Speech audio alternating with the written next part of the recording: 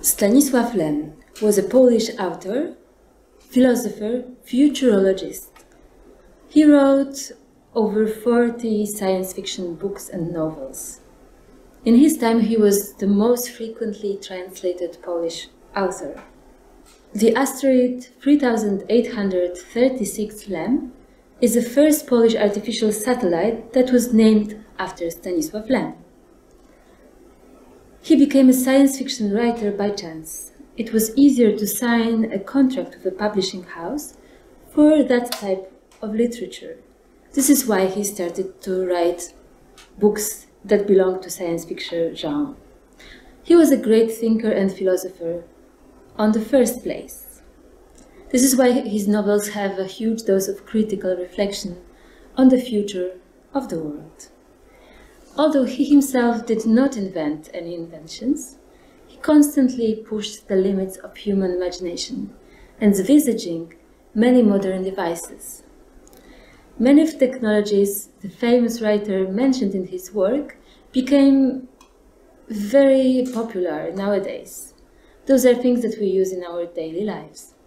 He described them before even scientists have thought that they could exist. The books of Lviv-born Polish author have been translated to over 41 languages. Altogether, his publication had a circulation of over 30 million of copies.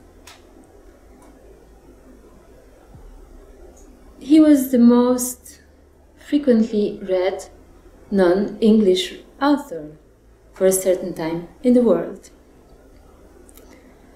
Many of his visions described in his books resulted from his insightful observation and a decent study of scientific work and research. Based on the state of knowledge at the time, the laws governing science and the rule according to which technological progress must serve human needs, he accurately predicted the emergence of devices without which we cannot imagine our lives today. Some fans of Lem's literature claim that he was a genius prophet. Many of his texts can be treated as the forecast for the future, especially in terms of technological development. In 1964, Stanisław Lem wrote a huge dissertation on the future of human species. It was called Summa Technology. He believed that advances in technology and medicine were leading us towards a disaster. He did not change his pessimistic assessment of humanity and its future for the rest of his life. Evil is in our nature. All technological inventions and innovations are only the extension of our inherent properties, he wrote in May 2021. So, what exactly did Stanisław Lem predict?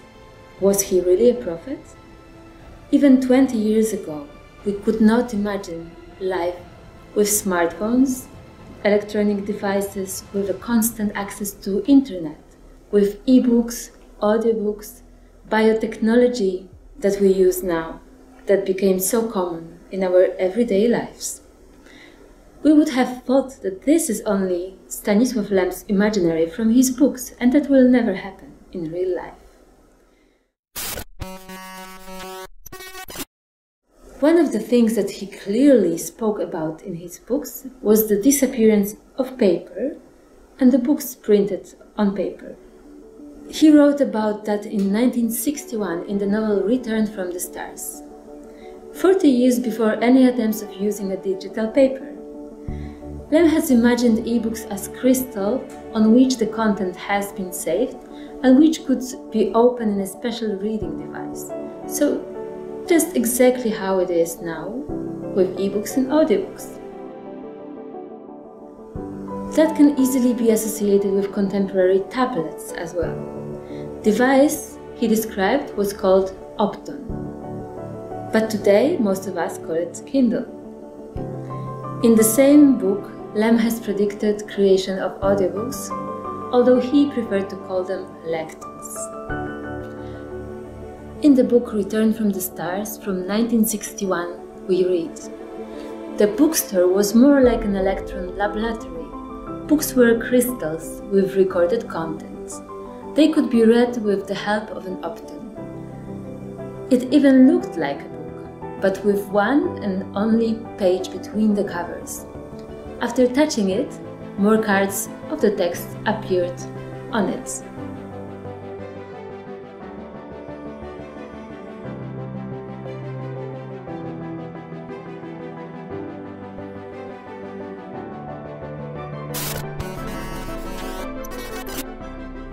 The other invention that has been described in Stanisław Lem's science fiction novel was Internet.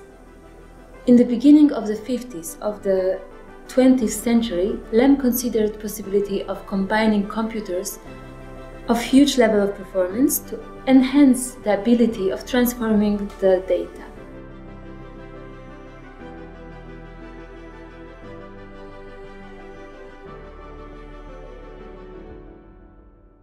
In Dialogues from 1957, he pictured that possibility as a real direction of technological development by writing that, as an effect of gradual merging of many computers, machines and data banks, there will be a continental or even global computer networks. So this is exactly what happens now and what Internet is. The most surprising fact is that in 1950, when he wrote about it, it was completely fictional. No one has thought about this. We can talk about beginnings of the Internet originally intended for military purposes only as of mid of 60s, so after 1960 of the 20th century. So much later than the book describes it. The full availability of the Internet data backs to 1990. One may also wonder if Larry Page and Sergey Brin, born in 1973, the creators of Google research engine, did not read Stanisław Lem's novels.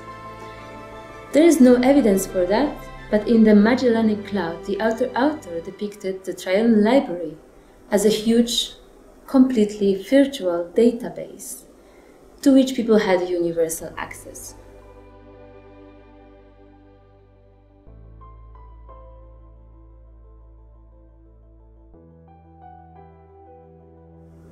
Tryon can store not only light images reduced to changes in its crystal structure, and thus likeness of book pages, not only all kinds of photographs, maps, pictures, charts, or tablets.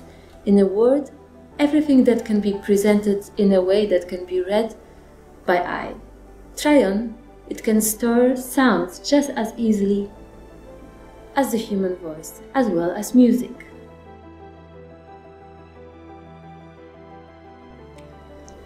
Lem predicted that the Internet will be a multi-layer technology, which means after leaving one alternative world, one did not necessarily return to the real, but proceeds to the next simulation.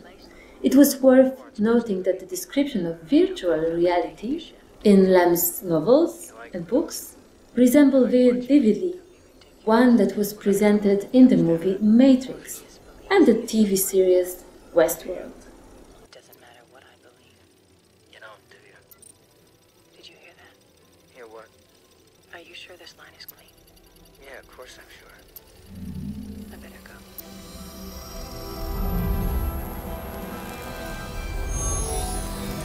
Lem, who died in 2006, lived to see many of his prophecies becoming real, including the Internet. He was still very surprised by emergence of the worldwide network. He said, "Until I used the Internet, I didn't know that there were so many idiots in the world."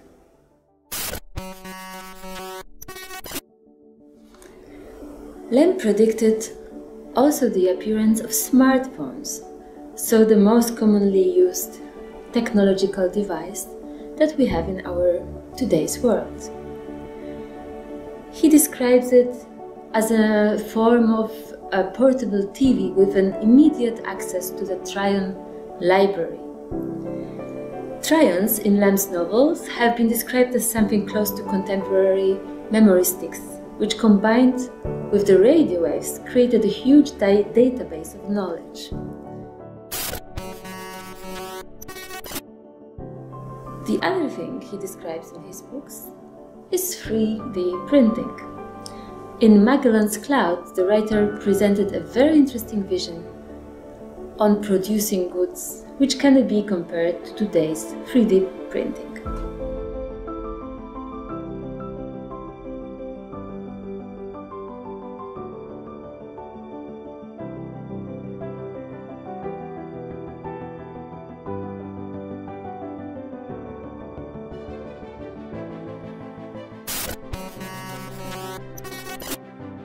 Another technology that we use commonly today, described in Stanisław Lem's novel, is automatic speech translation.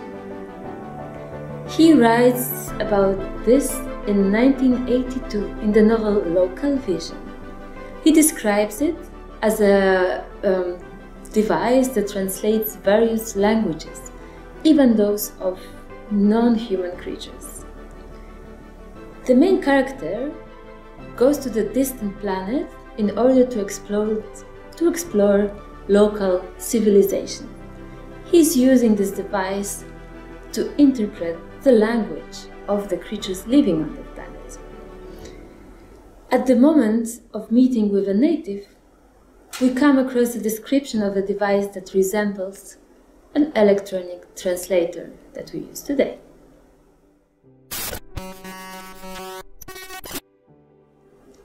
Will Wright, creator of one of the world's most famous computer games, called The Sims, mentions Stanisław Lem's books as one of his main sources of inspiration.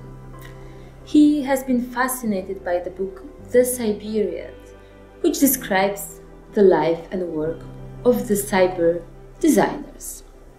That book is also very important for Lem's writing because it is probably one of his most autobiographical books. Some claim that the characters of the designers described in the book resemble two different sides of Lem's personality.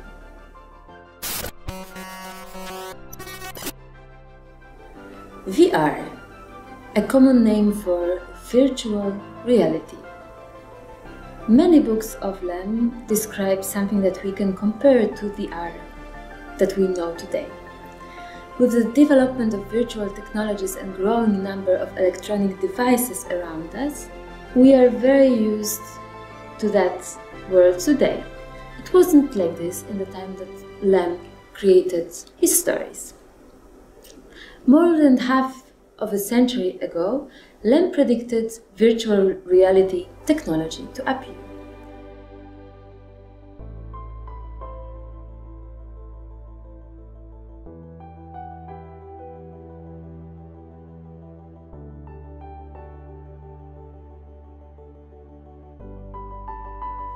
He called it phantomatics in the book Summa Technology, published for the first time in 1964, which is a collection of philosophical essays on the development of technology. The writer presented a machine called phantomats. Phantomats, according to Lem's vision, it was to create alternative realities resembling the real world. The other thing that might be seen as a genius prophecy was that how Lem described war and fighting in his books. He predicted that wars will be fought in a completely different way than they used to be. Not soldiers, but robots will fight, according to him.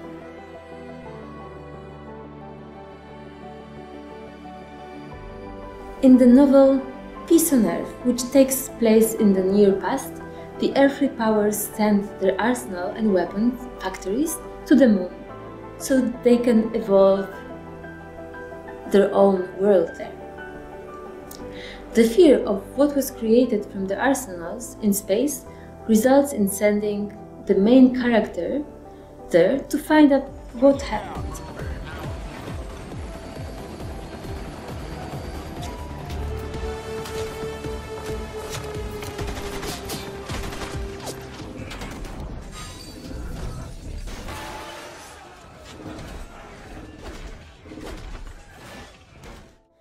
Peace on Earth shows that excluding people from fighting and replacing them by robots is possible, and very likely, especially if we look at how modern military technology based on drones or autonomous robots is developing today. We can think that this was really a prophecy.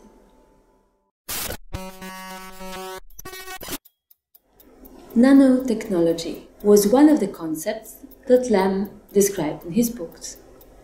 Nanotechnology is briefly the general name for a set of techniques and methods for creating structures on the level of individual particles and atoms. It is true that Lems wasn't a creator in that field, but he very frequently mentioned nanotechnology in his books. In the books he wrote, nanotechnological body corrections were very common. Concepts similar to nanotechnology called micromechanical devices was described in Lems' 1959 novel Eden. These devices were used by the aliens as seeds to grow a wall around the human spaceship.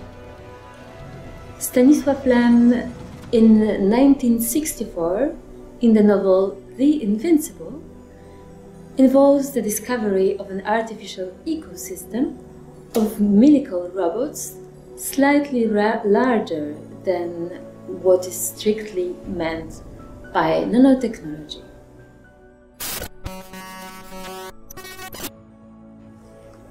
Genetics, or rather genetic engineering, is described in Lem's novel Eden. Lem addresses the controversial issue in using genetic engineering. In Eden, it is exceptionally developed. The effects of failed genetics experiments are ruthlessly exterminated, which clearly shows what could happen if humans achieve such a high level of development in that field.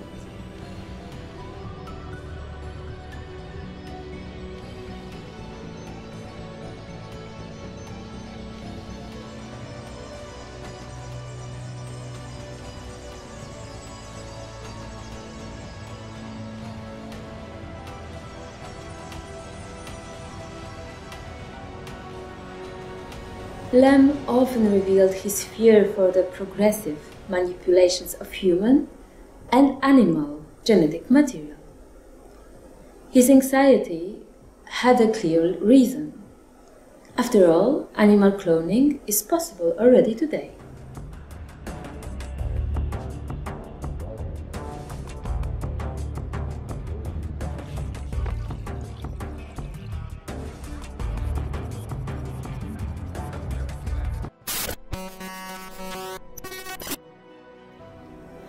Biotechnology is one of the themes widely discussed by the writer in his books.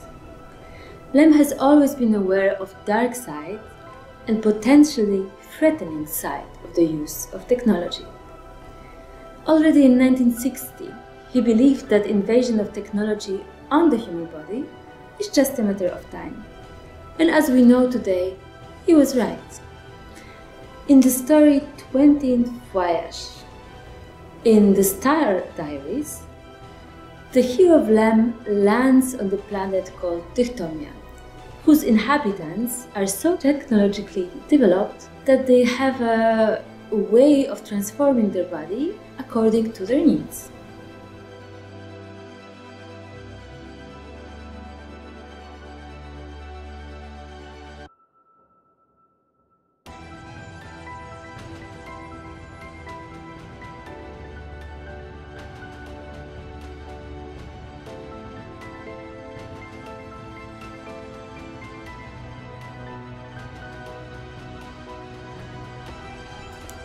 Initially, the technology was used there to achieve predictable goals and for common good, so it was supposed to serve all the inhabitants on the planet. Later, it transformed into serving just their vanity and their desire to look better.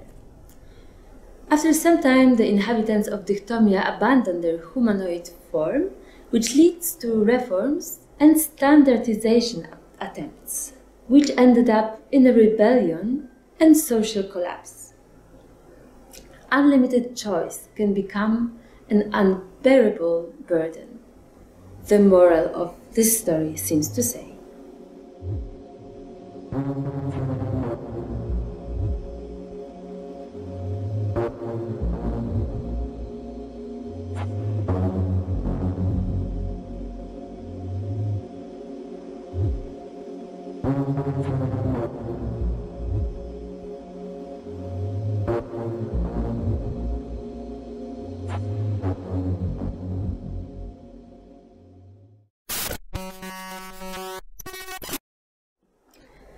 Stanisław Lem has been interested in what we call today a post-truth.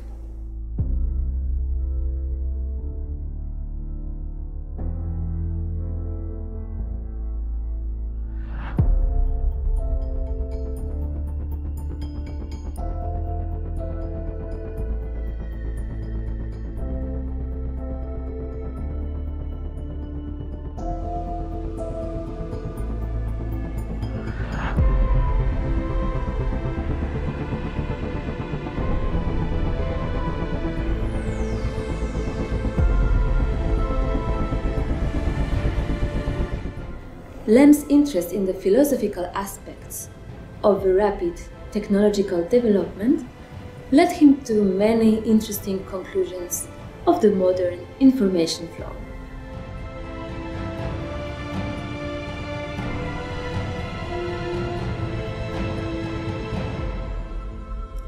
From today's point of view, some of his thoughts seem to be predictions about many contemporary media phenomena related to the concept of post-truth and post-factual politics. He definitely wouldn't be surprised by the appearance of social media such as Instagram, Facebook, TikTok, and others, and the flooding wave of fake news that we experience today.